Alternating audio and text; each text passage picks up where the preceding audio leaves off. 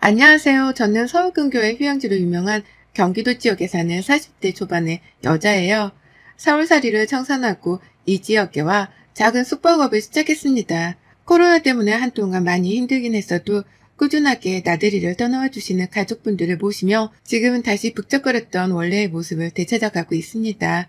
숙박으로 정해놓은 집 근처에 근사한 강도 있어서 좋은 위치와 서비스를 보며 단골 손님들도 꾸준하게 방문해주고 계시고요. 함께 이 일을 시작하기로 하고 서울을 떠나왔던 저희 남편도 저하고 같이 머리를 맞대고는 열심히 일을 키울 생각만 하고 있습니다. 큰 욕심은 없지만 이대로 나이 들어서까지 저희 부부의 수입을 책임져 줄 일이기 때문에 지금보다 더 잘 되었으면 하는 마음은 들더라고요. 그리고 나이를 한두 살씩 더 먹어갈수록 노후 대비를 꼭 잘 해놔야겠다는 생각이 커졌고요. 사실 저희 부부에게는 아이가 없습니다. 애초에 가질 생각도 안 했었고 둘이 사는 시간이 늘다 보니 이대로 둘이서 편안하게 각자 몫의 삶을 살아내며 사는 게 편하고 좋더라고요. 그래서 어떻게든 둘이서 더 나이 들어서까지도 잘 지내볼 생각 말고는 해보면서 살지 않았습니다. 저희 친정 부모님도 나이가 드셨으나 두 분 다 아직 건강하시고 노년 대비를 잘 해놓으셨던 덕분에 자식인 저나 여동생이 크게 신경 쓸 일도 없었고요. 아버지가 젊으실 적 회사 다니고 주식을 하면서 벌어놓으신 돈으로 지금 현재 엄마랑 여행하며 참 편하게 살고 계시거든요. 자식들이 걱정하는 걸 보기 싫다면서 병원도 꼬박꼬박 정기점검을 받으러 다니시고 자식에게 짐이 될까봐 오히려 지금까지도 용돈을 퍼주려 하면서 어른으로 보이고자 하시는 분들이었습니다. 그러나 저나 여동생도 부모님 마음 편안하게 해드리고자 독립해서 잘 사는 모습을 보여드리려고만 하는 편이었죠. 모든 부모가 다 저희 부모님처럼 독립적이고 자식에게 짐이 되지 않고자 노력하며 사시는 줄 알았는데요. 결혼을 하고 나서 겪게 되는 저희 시부모님을 보면서 제가 얼마나 축복을 받은 자식인지에 대해서 뼈저리게 느꼈었답니다. 염치도 없고 자식에게서 받는 걸 당연하게 생각하고는 오히려 큰 목소리를 내는 저희 시부모님을 보며 솔직히 오만정이 다 떨어졌네요. 결혼하고 1년밖에 되지 않았던 그 시절에 이미 온정이 다 떨어져 나갔던 겁니다. 시부모님은 사이가 정말 별로세요. 어쩜 저렇게 볼 때마다 잔소리를 주고받고 승질난다며 화를 내면서도 여태 결혼 생활을 유지하고 있는 것인지 신기할 정도로 말이죠. 며느리인 제가 새가족으로 들어왔을 적부터 눈치도 보지 않고 부부싸움을 하는 모습을 잘도 보여주셨던 분들이셨는데 그 짓을 여태까지 이어서 하시더라고요. 대체로 시아버지는 아무 경제활동도 하지 않고 아무런 살림살이를 거들어주지도 않으면서 잔소리만 퍼부으며 욕을 먹는 스타일이셨습니다. 시어머니는 눈치 보는 시아버지를 콕 집어 한 번 더 잔소리를 하고 한 번 싸우게 되면 옆집 이웃까지 뛰쳐나올 정도로 소리를 지르며 시아버지를 이겨먹고자 하는 분이셨고요. 서로 으르렁거리는 성질이 만만치 않았는데 하필 그런 두 분이 부부로 만나게 되었으니 싸움의 정도를 가늠하실 수 있겠죠? 이걸 전 바로 옆에서 지켜보며 정말 저러고 사느니 차라리 남남이 되는 게 낫겠다면서 혀를 둘러대곤 했었어요. 그리고 무엇보다 여전히 제 남편이 시부모님의 뒷바라지를 해줘야 한다는 사실조차도 저는 너무 힘들었었죠. 멀쩡히 벌어오는 우리 부부의 수입으로 우리끼리 잘 저축하고 미래를 설계하며 살아도 모자란데 그 와중에 시아버지는 저희 아버지를 따라서 주식으로 돈을 벌어보겠다며 주식에 뛰어들었다가 홀딱 말아먹으셨답니다. 그게 벌써 10년도 더 지난 일인데요. 아직 그때 시아버지가 만들어내신 빚 6천만 원을 제 남편이 갚고 있어요. 그러는 와중에 시부모님 생활비도 대드려야 하고 용돈도 드려야 하고 오만 아픈 몸뚱아리 치료비까지 다 저희 남편에게서 돈이 빠져나가게 되면서 돈 모을 일이 정말 없었습니다. 천만 다행이죠. 저라도 돈을 벌고 있었던 게 말이죠. 하지만 그마저도 저희 부부가 숙박업 사업을 하겠다고 지금 사는 동네로 이사를 오게 되면서는 힘들어졌어요. 저조차도 벌어오는 수익이 사라졌기 때문에 당장 쓰고 모을 돈이 급했거든요. 그걸 잘하는 남편도 최대한 제 앞에서 시부모님 말을 안 꺼내며 돈 걱정을 하지 않게 해주려고 노력을 했고요.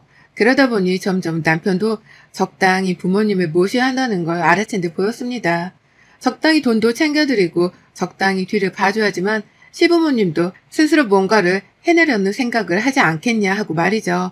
그래서였을까요? 저희 부부가 지금 사는 곳으로 이사를 오고 난 후로부터는 남편이 시부모님이랑 그리 가까이 지내는 것 같아 보이질 않았습니다. 전화도 바쁘다는 핑계로 안 받기 부지기수였고요. 한 번은 남편이 전화 좀 받게 하라며 저한테까지 연락을 하셔서는 어머님이 닥달을 하시더라고요. 옆에서 남편은 어떻게 구워 삶았길래 부모 전화까지 무시를 하냐면서 말이죠. 하여간 얽혀봤자 저로서는 좋은 소리를 못 듣는 편이었기 때문에 최대한 모른 척하고 살려고 했어요. 웬만하면 남편에게 시부모님 일을 넘기려고 했고 웬만하면 저는 제 일만 하면서 제 속 편하게 살고자 했습니다. 그러나 이런저런 시어머니는 고가워하시더니만 결국 사단을 내시더라고요. 며느리 기강을 바로 잡겠다는 사단 말입니다. 저희 시댁에는 시부모님만큼이나 남편의 골칫거린 존재가 하나 더 있었습니다.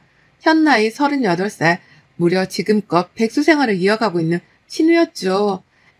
애초에 잘될 사람이라는 가망상이 있는 사람도 아니었고요. 학교 다니는 내내 공부하고는 담을 쌓고 살았다 하고 겨우겨우 대학까지 어찌저찌 보내놓기는 했지만 들어가서 남자 만나고 술 마시면서 사고쳐서 경찰서까지 불러간 이력이 있는 사람이었습니다. 저도 이런 디테일까지는 모르고 결혼을 했는데 결혼하고 나니까 남편이 창피해서 말을 못했다며 사실을 털어놓더라고요. 하여간 제가 시댁 얘기를 듣고 생각보다 처지는 조건과 환경 때문에 놀라지 않은 적이 없었던 것 같네요. 그러는 와중이었는데 시어머니가 딸은 또 어찌나 끔찍하게 아끼시던지요. 남들은 아들을 더 사랑해서 문제라고 하더니만 이 집은 상황이 거꾸로였어요. 그러던 중 시어머니가 전화로 저희 집을 찾아오겠다고 말씀하셨습니다. 갑자기 손님도 있는 상태에서 어머님이 오신다고 해서 당황을 하던 중 어머님은 하루 동안에 여의도 주지 않은 채 곧장 들이닥치셨죠. 어디 여행이라도 오신 것 마냥 짐들을 바리바리 싸서는 열차역에서 내리자마자 불이 나게 전화를 해오셨어요. 역으로 마중을 나오라고 말이죠. 난리가 난 남편은 직접 해결하고 오겠다면서 차를 끌고 나섰지만 결국 남편도 해결하지 못한 채 어머님과 시누이를 데리고 집으로 들어왔습니다. 그리고 그렇게 찾아오신 어머님과 시누이는 손님들 때문에 어디 방으로 들어가지도 못한 채 결국 저희 부부가 쓰는 침실 안에서 이불을 깔고 주무시며 동거를 시작하셨죠. 최대한 불편한 거 없이 지내다 가시게 하려고 저희 부부가 손님들 프라이빗에 정말 큰 공을 들이며 지냈었는데 허구한 날 눈 뜨면 시어머니가 손님들 쓰시는 마당 한복판에 나가 누워서 햇볕을 쬐고 있고 시누이는 집 구경한다며 손님들이 들어가 있는 방문을 열고서는 멋쩍어 하며 인사를 하고 있더군요. 이미 첫날 손님으로부터 컴플레인을 받았을 정도로 이미 시어머니와 시누이는 저희 사업에 똥칠을 하고 있었습니다. 손님들 드시라고 사놓은 고기를 지들이 볶고 구워서는 해치워 먹는 바람에 제가 또 장을 보러 먼 길까지 차를 끄고 나서야 하기도 했었고요. 아무쪼록 신경 쓰일 것도 많고 불편한 것도 감수를 해야 하는 상황이었어요. 빨리 가시라고 해도 두 분은 오랜만에 여행 와서 좋다며 아예 짐을 풀어버렸습니다. 남편이 시누이를 따로 불러 얘기를 해도 시누이는 듣질 않았어요. 우리 오빠 언니한테 꽉 잡혀 사나 보네. 엄마가 오랜만에 찾아오셨는데 지금 손님 눈치부터 보는 거야? 라고 하면서 오히려 저 때문에 남편까지도 독하게 변했다며 저까지 나무라더라고요. 시어머니는 맞는 말을 한다며 수긍을 격렬하게 하며 더 격렬하게 내 집에 눌러 살고자 하셨고요. 시아버지하고는 부부싸움이라도 하고 나오신 건지 아버님께 왜 갑자기 어머님이 찾아오신 거냐고 물어보니 냅둬 지 멋대로 살다 가라 그래. 난 신경도 안 쓸라니까. 라는 말만 하시곤 전화를 또 끊어버리셨답니다. 정말 미치고 환장할 노릇이었죠. 그러니 결국 저도 가만히 있을 수는 없었어요. 한번 손님들이 다 놀러간다고 방을 비우셨던 사이 손님들이 먹겠다고 사놓은 술까지 꺼내서는 술판을 버리며 집을 개판으로 만들어 놓은 두 사람을 본 순간 한바탕 퍼 부었습니다. 남의 사업장을 망치려고 찾아봐도 유분수지 어쩜 이렇게 개념을 상실했냐고 말이죠. 급기야 신우가 취해서 침까지 질질 흘려가면서 제 말을 안 듣겠다고 귀를 닫는 척하는데 결국 제가 이골이 나서 못 산다며 제 손으로 신우랑 시어머니 짐을 싸서 집 밖으로 던져버렸어요. 남편은 제 뜻을 알아먹고선 그 짐들을 차 트렁크에 바로 실었고 그 길로 열차가 아닌 자기 차로 직접 운전을 해서 시댁까지 두 분을 바래다 드렸답니다. 그냥 취해서 쫓겨나는 시어머니와 시누이는 저한테 뭐라 막말을 퍼붓지만 싹 다 무시를 했고요. 어떻게든 손님들 오시기 전에 치워놔야 한다면서 미친 듯이 청소만 했어요. 땀까지 뻘뻘 흘려가면서 3시간을 꼽아 방바닥 닦고 냉장고 치우고 손님들이 사놓은 음식들을 채워놓는다며 그 외진 곳에서 이웃분께 부탁까지 드려서는 차를 얻어 타고 장을 보고 났답니다. 제 인생에 그 정도로 긴박했던 3시간이 또 없었어요. 심장이 요동을 치다가 마침내 청소가 다 끝난 후에야 쑥 하고 가라앉는데 죽는구나 싶더라고요. 그 짓을 당하고 난 후 저는 시어머니와 시누이에게 말도 못할 정도의 화가 났답니다. 당최 잊을 수가 없더군요. 내 집에 그런 식으로 찾아와서는 손님들 앞에서조차 행동에 조심 한번 하질 않고 막무가내로 지내다가 가셨다고 생각을 하니 정말 두고두고 곱씹을수록 신경질이 나더라고요. 그런데도 쫓겨나고 나서도 미안하단 말 한마디 없이 신우한테서 문자 한 통을 받았습니다. 언니, 그러는 거 아니야. 내가 살다 언니같이 얘 밥 말아먹은 사람은 처음 본다. 우리 엄마니까 이 정도에서 끝나는 거지. 다른 집 시어머니 같았으면 언니 벌써 영혼이 탈탈 털렸어. 라고 하며 저를 비하는 되더라고요. 자신들에게 큰 실수를 한 걸 평생 반성하면서 살라는 말까지 덧붙이며 말이죠. 와, 뭐 이런 게 다 있나 싶더라고요. 내가 열심히 산다고 나 스스로에게 여행 한번 제대로 시켜준 적도 없었는데 이젠 하다하다 38 먹고 백수로 지내는 시누이한테까지 잔소리를 들어야 하나 싶어서 말이죠. 그래서 저희 집 개를 데리고 떠났습니다. 우리 집 마스코트였던 리트리버 개를 말입니다. 전 아무것도 한 것이 없었어요. 사랑받고 자라기만 한 우리 집 철딱선이 없는 리트리버 뚱이를 데리고서는 차에 탔더니 남편이 지그시 묻더라고요. 어딜 가냐고 말이죠. 그래서 전 솔직하게 대답하곤 차문을 걸어 잠궈 버렸습니다. 니네 동생 사는 집! 라고 말을 했거든요. 시댁에 간다는 걸 알고는 남편이 필사적으로 절 붙잡으려 했지만 소용없었어요. 이미 배는 넣어놨고 저는 그 길로 우리 뚱이를 데리고는 시댁에 도착을 했네요. 사실 뚱이 집안에선 정말 사고 안 치고 잠잠한 아이인데요. 남의 집이나 동물병원이라도 가면 새로운 환경에 신이 나서는 어쩔 줄 몰라 하며 돌아다니는 녀석이었습니다. 절대로 사람을 물고 하는 그런 공격적인 성격도 아니었고 다만 사람을 너무 좋아라 해서는 방방 뛰며 어쩔 줄 몰라 하는 힘 좋은 녀석이었죠. 새 공간에서 배변 훈련을 따로 시켜주질 않으면 어디다가 똥을 누고 오줌을 싸야 하는지조차 몰라서 애를 좀 먹게도 만들었고요. 그런 뚱이를 데리고 시댁에 간다고 하니 남편은 무슨 일이 벌어질지 미리 예측을 한 거예요. 그리고 전 남편이 예측한 그 상황을 만들어 보겠다고 시댁으로 뚱이랑 쳐들어간 거였고요. 시댁에 도착을 한 순간 뚱이가 신이 나서는 집 안으로 뛰쳐 들어가는데 시부모님이랑 시누이가 난리가 났답니다. 저희 집에 왔을 땐 얌전한 뚱이를 봤었겠지만 이번엔 달랐거든요. 새로운 환경에 적응해보겠다고 신이 난 뚱이가 여기저기 막 지멋대로 방문을 열어가면서 뛰쳐 들어가는데 시누이가 즐겁을 하면서 베란다로 뛰어 들어가더라고요. 그걸 보고는 걔를 무서워하는 시아버지가 따라서 베란다로 뛰쳐 들어가셨고요. 시어머니는 잠시 사태 파악을 한다며 한동안은 뚱이 뒤를 쫓아다니면서 이러지 말게 혼내라면서 저를 닥달하시더니 결국 얼마 못 가서 안 되겠다며 방문을 걸어 잠그곤 들어가 버리셨습니다. 그 방 하나라도 걔가 들어오지 못하게 하려고 사수를 한 것이었죠. 그렇게 졸지에 시어머니는 안방에 갇히셨고 시아버지는 베란다에 자진해서 갇히셨어요. 신우는 간당간당 밖을 나오긴 했으나 뚱이가 하도 뛰어다니면서 여기저기 배회를 하다못해 큰 실내를 거실 바닥에 여러 군데 해놓게 되면서부터는 아예 베란다로 컴퓨터를 들고 들어가더라고요. 그러면서 저한테는 당장 신고를 하겠다니 어쩌니 하면서 데리고 나가라 하는데 기가 막혀서 물었습니다. 아가씨는 내가 초대해서 내 집에 왔었어? 내가 초대도 안 했는데 멋대로 기어 들어와 놓고 왜 나보고는 뚱이를 데리고 나가래? 어따 대고 신고를 한대? 라고 하니까 아가씨는 찔리는 게 있는지 대답도 제대로 못하더라고요. 하는 일도 없으면서 뭐가 그리 기분이 나쁜지 성질이 낮다는 티를 아주 팍팍 내가면서 저를 한 번씩 흘겨보는데 너무 우스웠습니다. 옆에 있는 시아버지랑 똑같은 얼굴을 하고서 똑같이 저를 쳐다보는 게 진짜 무슨 개콘 찍는 줄 알았거든요. 그 사이 시어머니가 밖에서 막 나가라며 소리를 치며 문을 두드리셨는데요. 저희 개가 놀래 소리를 지르니 문 두드리는 소리도 한 방에 사그라졌어요. 저는 그렇게 무려 1시간이 넘도록 시댁에 눌러앉아 있었습니다. 아직도 시어머니랑 시누이 때문에 제가 3시간 가까이 요리 뛰고 저리 뛰며 청소하느라 고생한 걸 생각하며 화가 났거든요. 그래서 그분이 조금이라도 풀리길 바라는 마음으로 우리 뚱이밥도 여기저기서 개밥을 흘려가며 줬습니다. 뚱이가 실례를 해도 잘했다며 오히려 칭찬을 해줬고요. 그러자 뚱이도 이런 칭찬을 받아 낯선지 뭐가 뭔지 모르겠다며 그냥 여기저기 아무 데서나 자꾸 실례를 해가면서 제 흥을 돋구더라고요.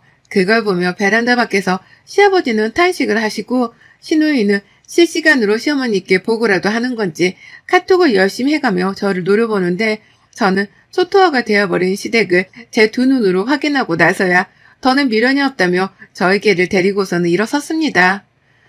집 치우느라 고생 좀 해보세요 어디. 우리 집 와서 개판으로 만들어 놓고도 사과 한 번 안 하더니만 어디 얼마나 배짱이 두둑하면 그럴 수 있는 건지 어디 한번 보자고. 라고 하면서 뚱이만 데리고 집을 나가는 그 순간 뒤에서는 베란다랑 안방문이 동시다발적으로 열리는 소리가 들리더라고요. 그리고는 이내 시어머니의 비명이 문 밖까지 튀어나왔습니다.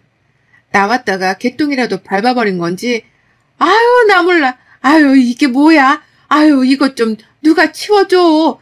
나 이거 어떡해. 라고 하면서 쉴 새 없이 말을 쏟아내셨습니다.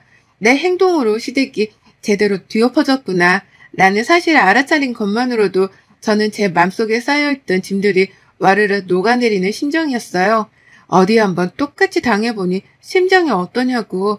집 밖에서 실수를 하며 뱉어내고서야 저는 뚱이와 함께 집으로 돌아왔습니다. 뒤에서 뚱이도 뭐가 그리 신나는지 가만히 있지를 못하는데 뭐라도 내뻐 죽겠더라고요. 남편은 실시간으로 연락을 받은 건지 집이 난리가 났다며 저한테 전화를 해왔어요. 뚱이랑 집에서 뭔 짓을 하고 온 거냐면서 새삼 놀래서는 저한테 살며시 묻더군요. 그래서 전 세상 쿨하다는 식으로 대답을 했죠. 응, 시댁에 한번 난리나 나보라고 일부러 한 짓이었어. 그러니 당신도 그만 놀래고 신우랑 어머니한테 잘 좀 말해. 앞으로 또 이러면 그땐 뚱이 친구도 데리고 갈 거라고 말이야. 그러자 남편도 뚱이 친구들을 머릿속에 떠올린 건지 내가 잘 말할 테니까 조심해서 운전해와. 라는 말을 마지막으로 전화를 끊었습니다. 뚱이 친구들이 어쩌다 한 번씩 저희 집 마당에서 뛰어놀라고 모이곤 하는데요. 그때마다 정말 개판이 벌어지곤 했거든요. 남편이 그걸 상상했던지 그런 일까지는 일어나면 안 된다는 마음가짐으로 단박에 전화를 끊었어요. 시누이는 남편에게 주의라도 받은 건지 더 이상 저에게 건방을 떨지 말아야겠다 싶은 자세로 이제 또 이러지 마요. 우리 또 그 집 안 찾아갈 거고 이제 다신 보고 살지 말자고요. 라는 문자를 보내왔어요. 다시는 안 보고 싶다 통보를 해야 할 사람은 나인데 지가 먼저 선수를 치고 말하는 게 웃기더라고요. 끝내 자존심 하나는 지키고 싶었던지 경고를 날리는 꼴도 우스워 보였고요. 그래서 바로 제가 운전을 하다 말고 차까지 세워서는 칼 답장을 해줬습니다. 또 까불면 그때 내가 우리 뚱이 친구들 데리고 또 쳐들어간다. 우리 집 또 찾아와서 깽판 쳐놓으면 내가 똑같이 니네 집으로 쳐들어가며 더한 깽판을 쳐놓는다. 경고 날릴 생각부터 하지 말고 어떻게 하면 사과할지 그 생각부터 해. 우리 없으면 니네 집 생활비도 반토막 나는 건 알지? 라고 말이죠. 시누이는 돈 가지고 갑질을 하는 거냐며 잠깐 흥분을 하는 듯 보이더니만 다신 이런 일이 없을 거니까 우리 집에 오지 말란 말을 다시 남기고서는 더 이상 문자를 읽지도 보내지도 않았답니다. 지금쯤 우리 뚱이 배설물로 난리가 난 그 집구석을 치워가면서 얼마나 멘붕에 빠져있을지 그 상상을 하니 웃겨 죽겠었네요. 걔를 싫어하는 시아버지는 또 어딘가로 내빼며 도망을 쳤을 테고 그걸 대신해서 시어머니가 혼자 치워가며 또 잔소리에 욕에 별별 부부싸움을 다 하시겠죠? 그걸 백수 시누이는 또 지켜보며 스트레스를 받다가 겨우 시어머니를 도와주려 하겠으나 이미 성질이 난 시어머니께 시누이는 성에도 차지 않는 자식일 테고요. 아주 생각에 꼬리를 물면 물수록 상황이 첩첩산중인 게 안타까워 죽겠으나 제가 뭘 할 수 있는 건 없었답니다. 그러게 왜 얻어만 받고 살았던 주제에 먼 호강을 또 누리겠다고 며느리가 열심히 일하며 사는 집에 찾아와서는 그 난리를 피우셨던지요. 3시간 동안 치워가며 얻었던 스트레스로 노화라도 된 줄 알았는데 그래도 우리 뚱이랑 사이다 복수열전을 펼치고 나니 다시 10살은 더 어려진 듯한 기분이네요. 이 자리를 빌어 우리 뚱이에게 꼭 한마디 해주고 싶습니다. 고마워. 여러분의 생각은 댓글로 남겨주세요. 오늘도 시청해주셔서 정말 감사합니다.